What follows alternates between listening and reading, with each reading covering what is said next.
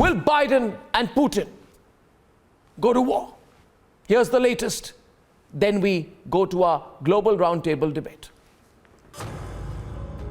Думаємо, надіємося, що на краще.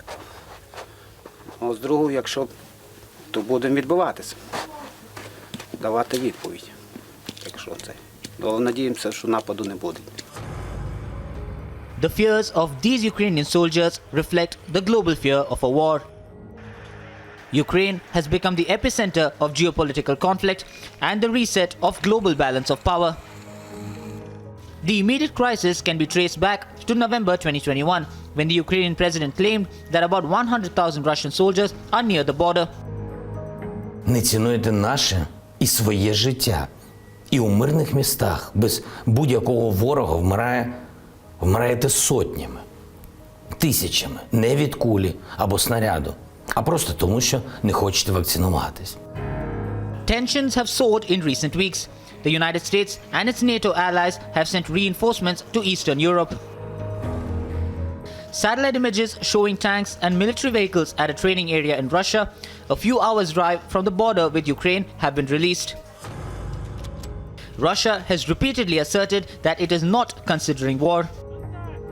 Добрый день. Начинаем наш. Аналогичным образом Дамаск характеризовал и действия США, сделав особый акцент на варварской. Со своей стороны мы уже неоднократно заявляли о том, что наша страна ни на кого нападать не собирается. But Pentagon has revealed that 8,500 troops have been placed on heightened alert.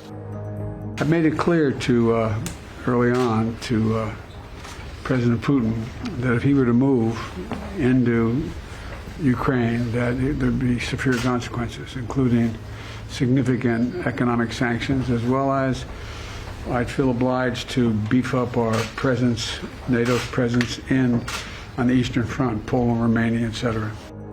The Biden administration that has reverted on Moscow's demands says the ball is now in Russia's court. Well, again, Russia just got our responses yesterday. They made clear to us that they need a little time to study them. So from where we're standing, the ball is in their court, but we are ready for talks bilaterally, NATO, Russia, OSCE, whenever they are ready. But the divide within Europe is getting wider. Die deutsche Bundesregierung hat sich ganz klar darauf verständigt, dass wir keine letale Waffen, keine Waffenlieferungen in Krisengebiete schicken, weil wir diese Konflikte nicht noch weiter anheizen wollen. Und ich glaube, das ist auch in diesem Fall der richtige Weg. Örneğin iki lideri arzu ederlerse ülkemizde bir araya getirerek barış ortamının yeniden tesisine giden yolu açabiliriz. We're supplying defensive weapons, we're providing economic support, and we are urging Russia to desist from an incursion, and we're making it very clear that if they were to do that, there would be severe economic cost to Russia. Beijing's position on the matter is being looked at closely, especially at a time when it is deepening ties with Russia and being called upon to intervene by America.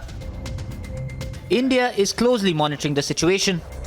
We call for a peaceful resolution of the situation through sustained diplomatic efforts for long-term peace and stability in the region and beyond. The plausibility of India getting drawn into a conflict involving Russia, Ukraine, NATO, and perhaps China remains to be seen.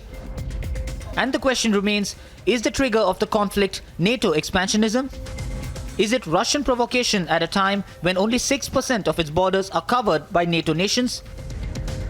Or is the root cause of a desperate Biden administration looking for distraction from domestic failures? Whatever the reason, is a Biden-Putin spurred world war inevitable?